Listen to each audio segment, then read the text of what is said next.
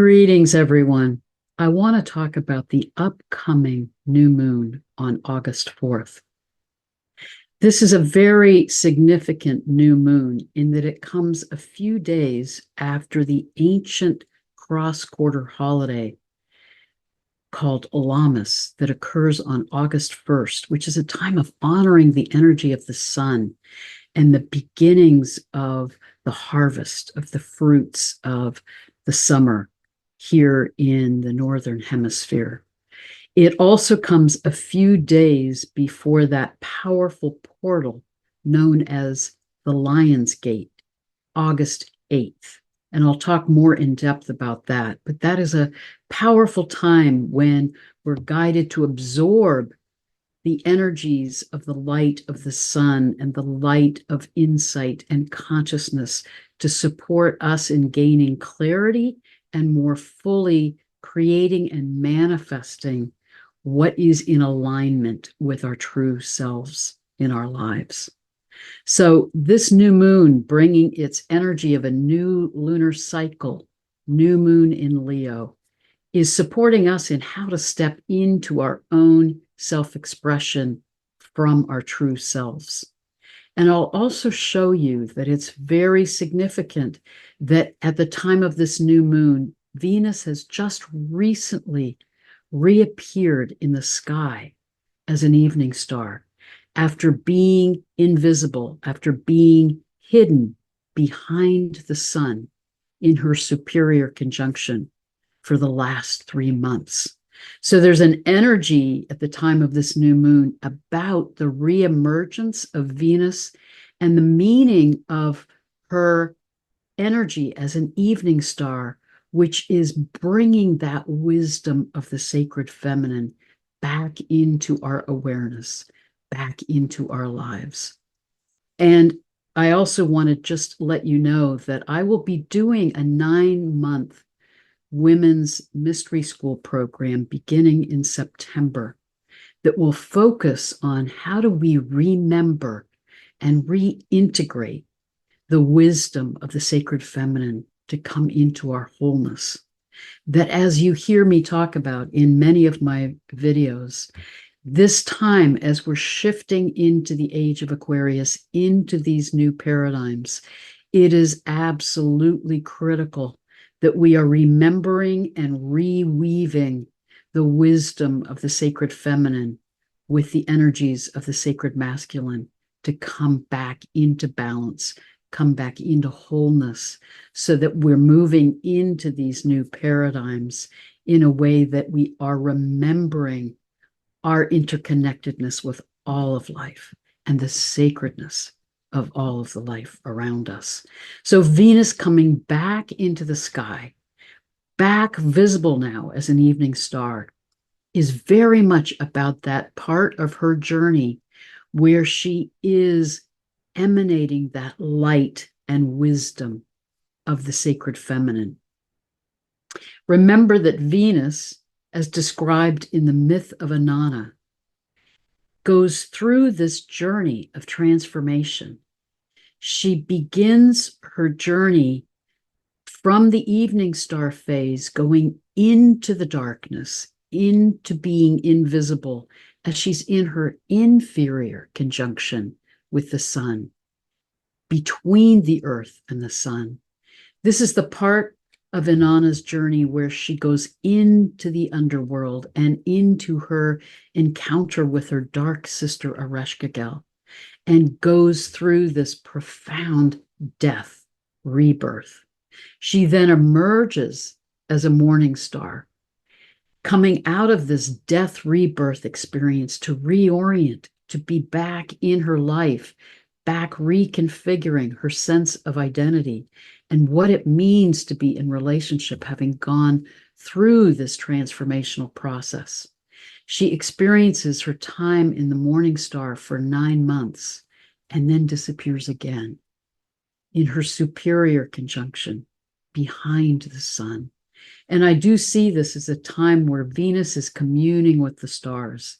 She's in her own time of spiritual reflection, of healing, of integration, synthesizing this journey that she's been through and all of her experiences to then emerge as an evening star in a more whole way with the wisdom of that journey and that experience and her time of reflection and communion with cosmic consciousness, to then be in the sky, emanating that love and wisdom to support us in our journey of coming into wholeness and reclaiming that light and wisdom of the sacred feminine. So let's look at where Venus is in the sky and how she is a critical messenger to us in the time of this new moon. So the new moon on August 4th will be at 12 degrees of Leo. And here is Venus at 29 degrees of Leo.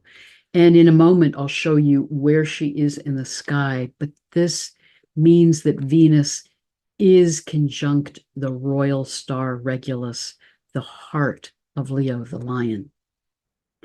She, at the time of this new moon, is in a square with Uranus, still at 26 degrees of Taurus, which, if you remember, is where Uranus was in that powerful conjunction with Mars, both at 26 degrees of Taurus. And Uranus will be at 26 degrees of Taurus from about July 7th through August 7th, just before the Lion's Gate portal.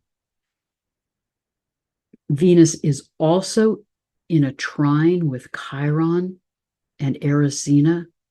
So as Venus is emerging as an evening star, it's in this powerful square, and I'll talk more about the meaning of that in particular. But she's also in this trine with Chiron, supporting her in her healing process. And in this aspect with Erisina, meaning we are being guided, as is Venus, to reclaim that connection with our hearts, to heal and be on our own unique creative path, Erisina. The meaning of the Sabian symbol of this new moon at 12 degrees of Leo is how, with soulful reflection and in-depth assimilation of our experiences, we speak with the voice of our soul self. We come from this place of integrating our experience to come from the heart and to bring our voice from our true, authentic selves and our soul selves. So Venus at 29 degrees of Leo, that energy of the sacred feminine wisdom coming back to us, is supporting us in how we are in our own integration process of healing, reflection, assimilation, to be expressing ourselves from our true voice and our soul selves. It's significant then that this new moon is in a sextile with Jupiter and Mars in Gemini, supporting us in giving expression to our soul's voice, in having faith, in acting from that truth, to be in alignment with who we truly are, in coming back into connection with our hearts. It's really profound, the wisdom that's coming to us as we explore more fully how we are meant to live from our heart, from that center chakra. That is how we tune into our inner wisdom, our inner knowing.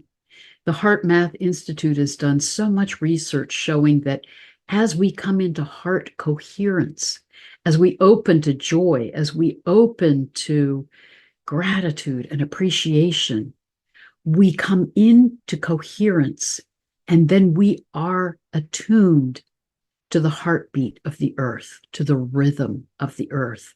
And then we're not only in alignment with our true selves, but we're able to be in that deep connection with the wisdom of the earth, of the life around us, to be in that sacred relationship, to be guided, to be coming from our true selves.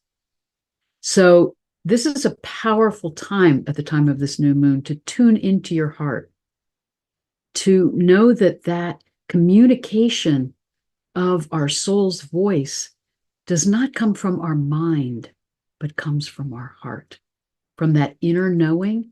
And when we're in our hearts, we're in deep connection with the energies of the earth and sky and cosmos, to be coming from that deeper sacred wisdom. And if we look at some of the other planetary bodies that are significant at the time of this new moon, the one that I think is most powerful is this opposition of the new moon with the healing centaur Chariklo at 15 degrees of Aquarius. Remember, Chariklo is the partner of Chiron and is that healing energy that supports us in feeling seen and heard in who we truly are. Chariklo is that healing energy that can hold sacred space for us to release those aspects of ourselves that are false, that are not true to who we are, to be in that fullness of our true selves. Now let's look at where these energies are in the sky. At the time of this new moon, you can see that the sun and moon are close to the stars of Cancer and moving towards the stars of Leo. And here you see that Venus is conjunct Regulus, the heart of Leo, the lion. Regulus is that royal star, the royal star of the north, guiding us to live from our hearts with courage. And it's significant that Mercury is close by. So again, it resonates with the meaning, the energy of this new moon, which is about how do we assimilate our experience, come from the heart, and speak from the voice of our soul self.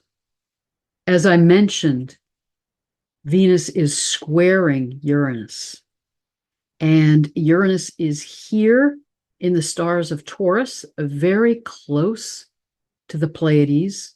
You can also see Jupiter and Mars are here that are sextiling this new moon, and they are close to the royal star of the east, Aldebaran, which is how do we come from a place of integrity? So again, Jupiter and Mars are guiding us in that expression of ourselves from truth, from integrity. And Uranus at 26 degrees of Taurus in the chart is here in the sky, close to the Pleiades. And as many of you have heard in astrologers' videos about that powerful conjunction of Mars and Uranus at 26 degrees of Taurus, many of you have heard that this was conjunct Algol, the demon star. And I just want to explain that here is the star Algol. So it's actually not on the ecliptic. Mars and Uranus were not conjunct Algol, but they were in alignment with that star that is here above the ecliptic in the stars of Perseus, the warrior. And this is so much a part of that story I've talked about this part of the sky that is called in the Stair of Cetus, where you have Cetus the whale, Perseus the warrior, Andromeda the maiden, and powerful star Algol, which is known by many astrologers in traditional astrology as one of the most destructive, dangerous stars, is known as the head of Medusa, and Algol, the eyes of Medusa that can turn men into stone if they stare into her eyes. And this the energy of this star in its alignment with Uranus is speaking to some of what that clarity and insight is that Uranus is bringing to us and bringing into our understanding of Venus as she emerges as an evening star in this square with Uranus. So, what is this about? To me, this is so important in unpacking the layers of this and to get to the deeper archetypal meaning of this star, Algol, and its connection with Uranus at 26 degrees of Taurus, so that we really understand what is this wisdom of the sacred feminine that's coming back into our consciousness at this time. Algol is seen as this demon star and as associated with Medusa, this from the Greek mythology, this gorgon, this monster with the hair of serpents and these eyes that, if you gaze into her eyes, turn men into stone. So Perseus, in this story where he's beheaded Medusa by slicing off her head without looking into her eyes, takes her head back to the king as a prize, as a trophy. But as he's on his way back, he encounters Andromeda, who's chained to the rocks, and from his perspective, in danger of being killed by this sea monster, Cetus. So, holding Medusa's head, he allows her stare to look into the eyes of the sea monster, to slay the sea monster so that he can be the hero saving this young maiden in distress. So we get this sense of Medusa as this demon star, this dangerous energy, this death-dealing, forceful stare. So we end up seeing Medusa as this monster, this demoness, holding this energy that can turn people to stone. One look into her eyes brings death. Let's unpack the deeper origins of this story. If you trace back into Ovid's version, you realize that Medusa was once this beautiful maiden who was a priestess of the goddess Athena. She was a priestess in Athena's temple and was committed to celibacy, to honoring the goddess of wisdom. Poseidon, the god of the sea, and is attracted to her and wants to have sex with her. This maiden, Medusa, being committed to her spiritual path, rejects his advances. And so Poseidon comes back and rapes her. She's now violated, and it has destroyed her vows of celibacy and commitment as a priestess to Athena, and he actually raped her in Athena's temple. Athena now, in rage, lashes out at Medusa, turning her into this gorgon, into this monster, and exiling her. So then she becomes this feared demoness with these serpents in her hair and this energy that is deadly to all those who gaze into her eyes.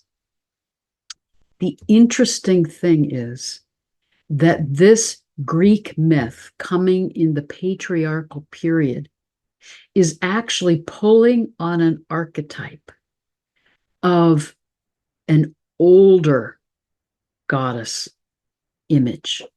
If you trace further back, the Sanskrit meaning of Medusa comes from the Sanskrit word Meda, which means sovereign female wisdom.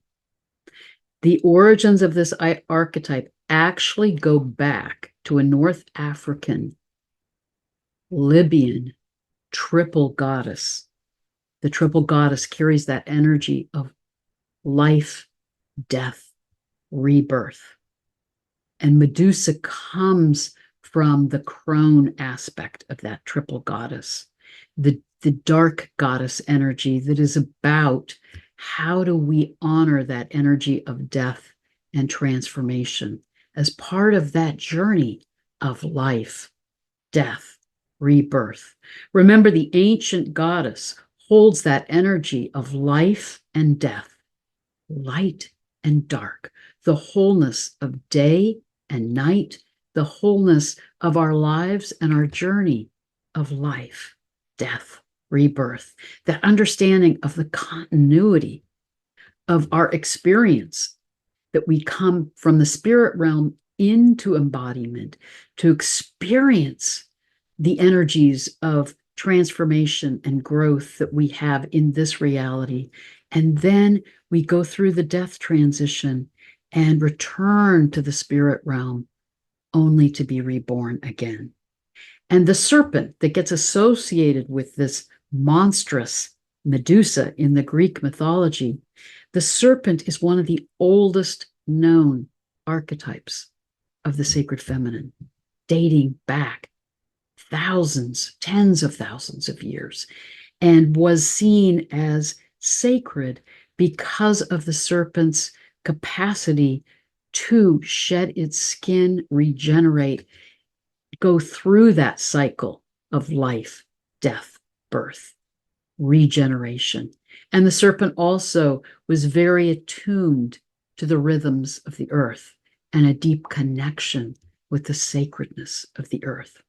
So here you have this archetype of the crone goddess, an aspect of the triple goddess, who's now morphed into the patriarchal period, into this Greek myth of this Medusa monster, this Gorgon monster, who is a death-dealing female energy that is to be feared and is demonized.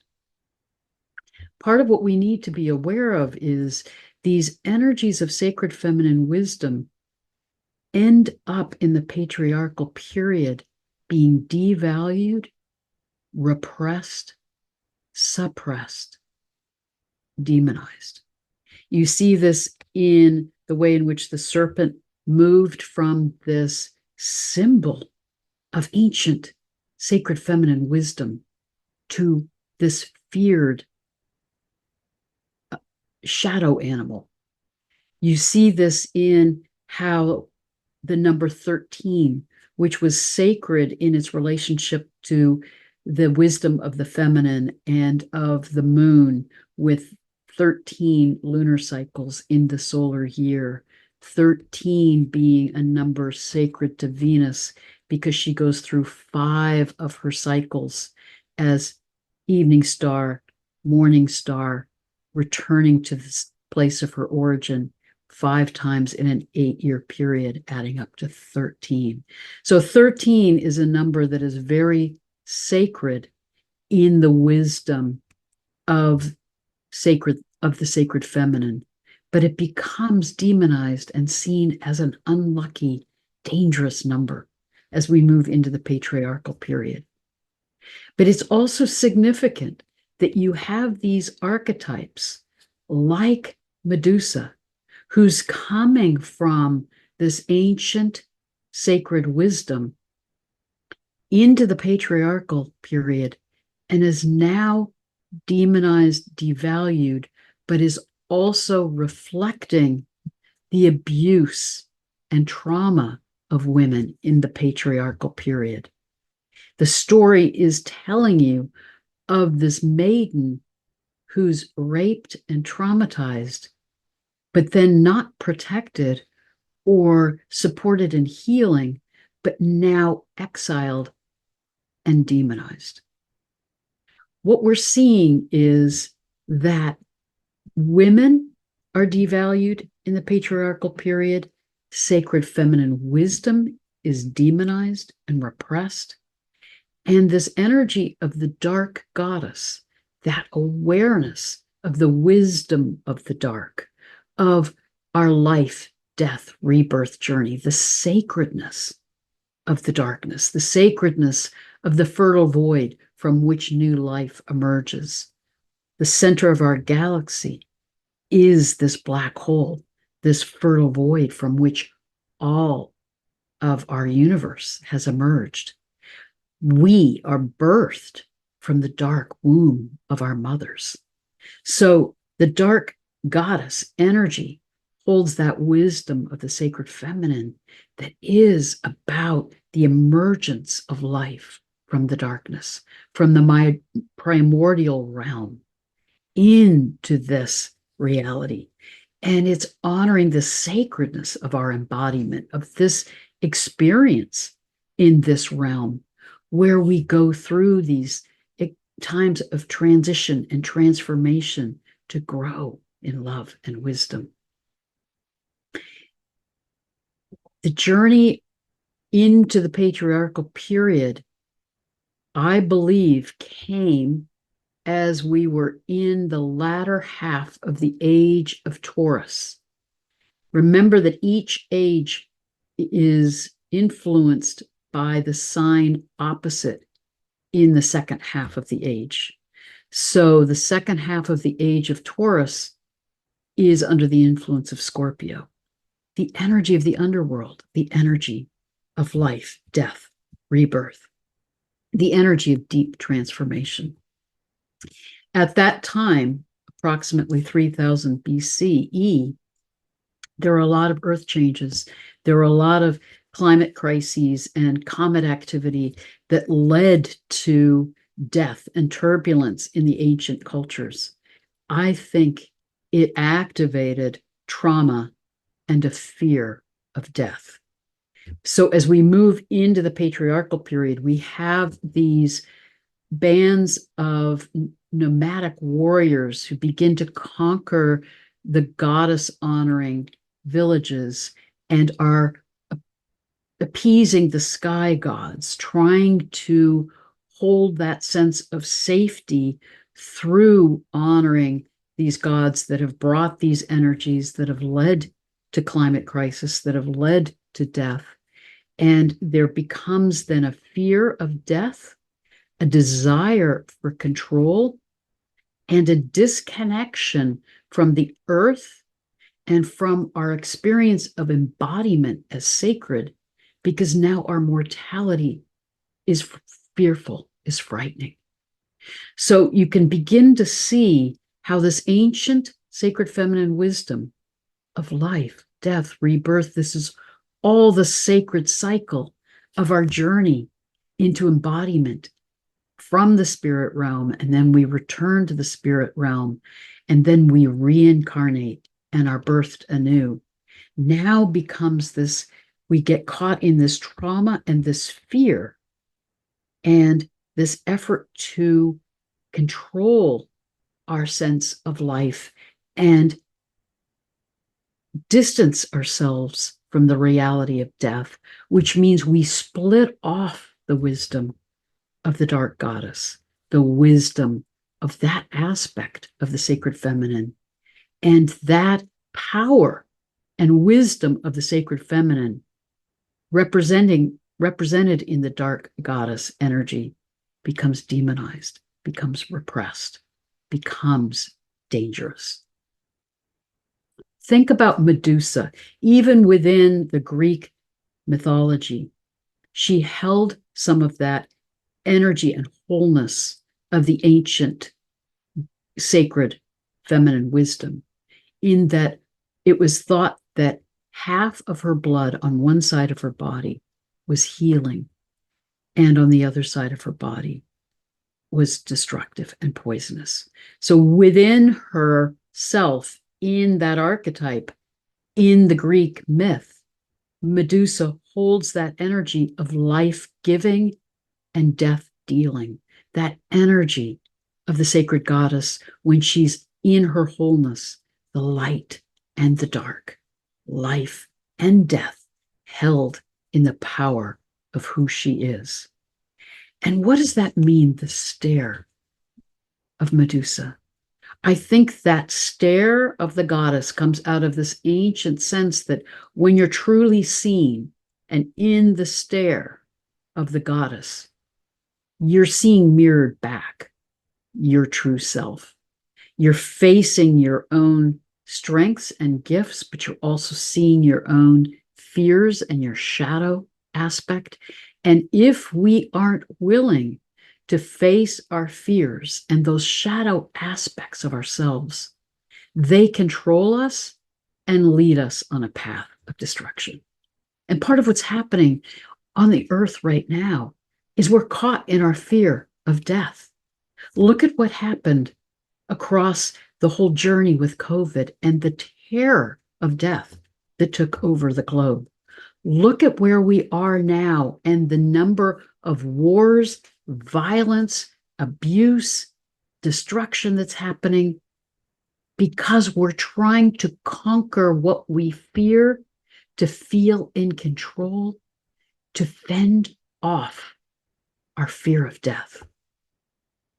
So the dark goddess energy is saying, face your fear.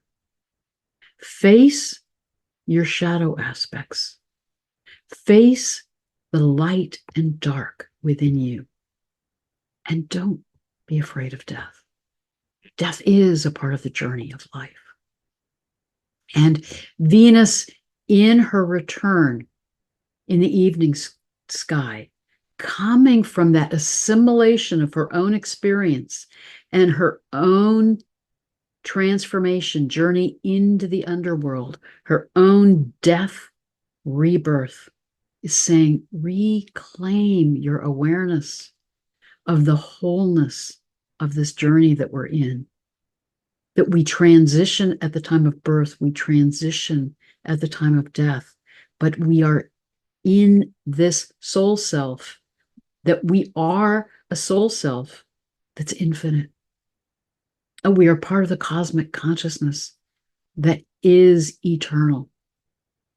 So Venus is supporting us to come back into our connection with our hearts, to assimilate our experience, to face our fears with courage, Regulus, to see the wholeness of who we are, to see those shadow aspects of ourselves, to reclaim our true selves and speak from our soul self. I think this square with Uranus, remember, Uranus is the planet of truth, of clarity. It cuts through illusion. So in its alignment with Algol, now squaring Venus, it's saying, let's look at the truth of the meaning of this star that so gets the projections of our fears and so shows us how the sacred feminine wisdom, and especially the wisdom of the dark goddess, has been demonized, devalued, repressed, and needs to come back into the light of awareness, the light of consciousness, so that we can come back into our wholeness. Uranus is that energy that is trying to set us free from what no longer serves us, from what's imbalance in our lives. I know this powerful energy of Uranus has been very strongly in my chart, conjunct a crucial point in my chart, in some very powerful squares. And how I experience that energy of Uranus is an increasing sense of agitation, at times anger, and it can play out in terms of this agitation or anger about events that are happening or about experiences in my life. But when I drop deeper and go into my heart and go within, I realize that the truth Uranus is trying to help me to see are those patterns in myself that are out of balance, that are leading me into disconnection from my true self. and from my wholeness, from my alignment with my soul self. So if you feel that agitation of Uranus, and look at where Uranus is at 26 degrees of Taurus in your chart, allow yourself to be attuned to where you may feel agitation, where you may feel anger or irritation. Don't repress that. Dive deep into it and ask what Uranus is trying to help you to see. And I do believe it's trying to allow you to be in that gaze of the great goddess, the dark goddess energy, saying, see your shadow, face your fears, look at these patterns that are destructive in your life, that are out of balance, and wake up and open to this wisdom of the sacred feminine that's there for you. Open to the love of the cosmos. Come back into connection with your heart. Come back into your wholeness and reclaim your true self. So this is such a powerful time. And Venus is showing us the way, showing us how to come from our hearts with courage and reclaim that sacred feminine wisdom that's been lost and repressed, suppressed, demonized.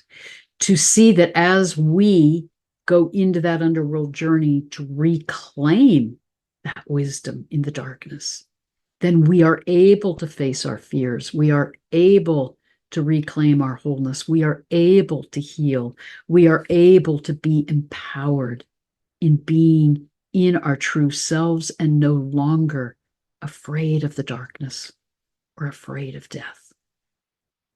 Then we are living from that place of wisdom. And we are, in fact, living out that energy of this new moon that is about assimilating our experience to be in alignment with our soul self, speaking from our soul's voice. This then supports us in that movement into the Lion's Gate portal, which is a time of opening to the light of consciousness and clarity to co-create with the cosmos and manifest from that place of wholeness. And the Lion's Gate is significant because it's connected with the emergence of the star Sirius from its time of invisibility to its heliacal rising, meaning its emergence in the sky just before sunrise. And this was a sacred time in ancient Egypt because it was associated with the rising of the Nile, the coming of the waters of life to allow growth and the development of the harvest of the crops to feed the people. So it, again, is a part of this energy of life, death, rebirth. The return of Sirius was the reminder that here is new life coming after this time of dryness, after this time of drought, after this time of death. We now experience the regeneration of new life, the waters and energies of new life. And this new moon in the sign of Leo is opposite Aquarius. These energies we're moving into with this new age that are associated with the water bear, pouring the urns of living water to the earth, the waters of life, of vitality, of wisdom to guide us in our regeneration, in this transition into this new age. Remember also that Sirius, that is honored at the time of this energy of the Lion's Gate, is our binary star.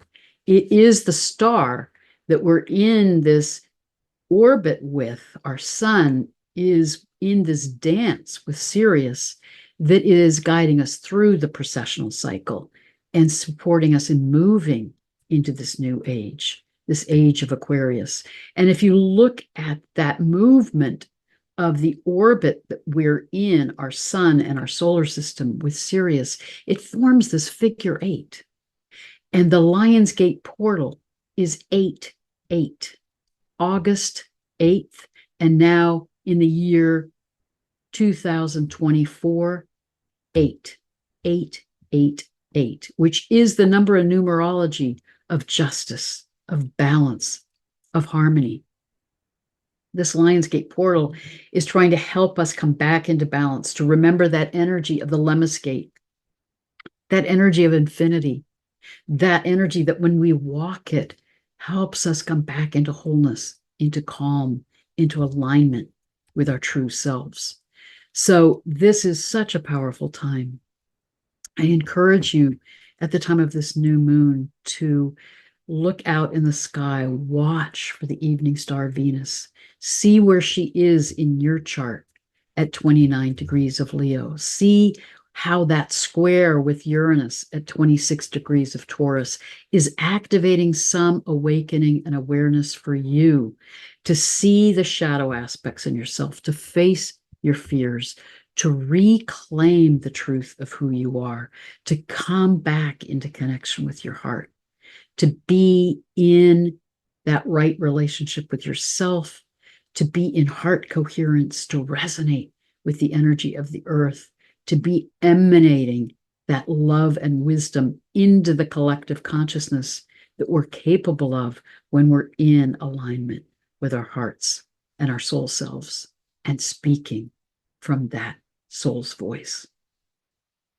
So allow yourself to feel what you're feeling at the time of this new moon. Do not override any feelings of anger or agitation or edginess.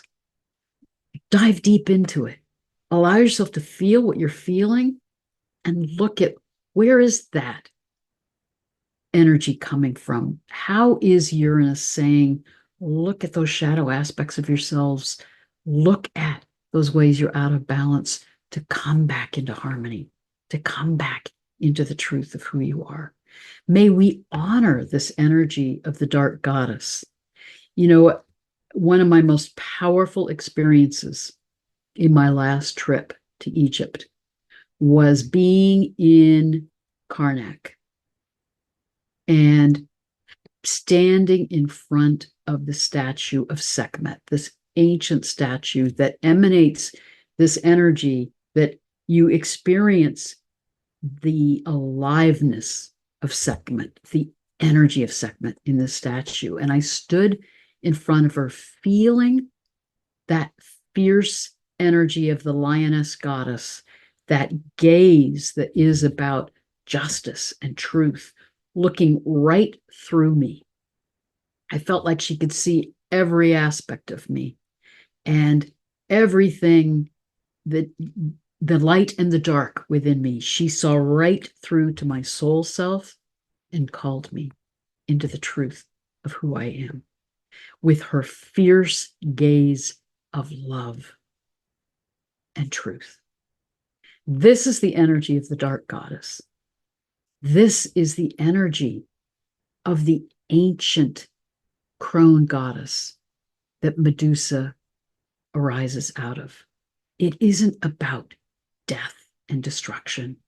It's about daring to be seen with that fierce goddess energy of truth and love, to see who we truly are, to remember our true selves, to come back into alignment with our soul selves, and to face those shadow aspects of ourselves, to be willing to do the journey into the underworld, to be in that process of transformation, of death, rebirth.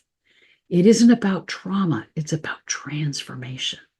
It's about being willing to face our fears, face what's been hidden, what's in the shadows, in order to come into our empowerment, the true gold of who we are, our true selves, to then be in alignment with our soul selves, speaking from that truth and emanating that love and wisdom from our hearts.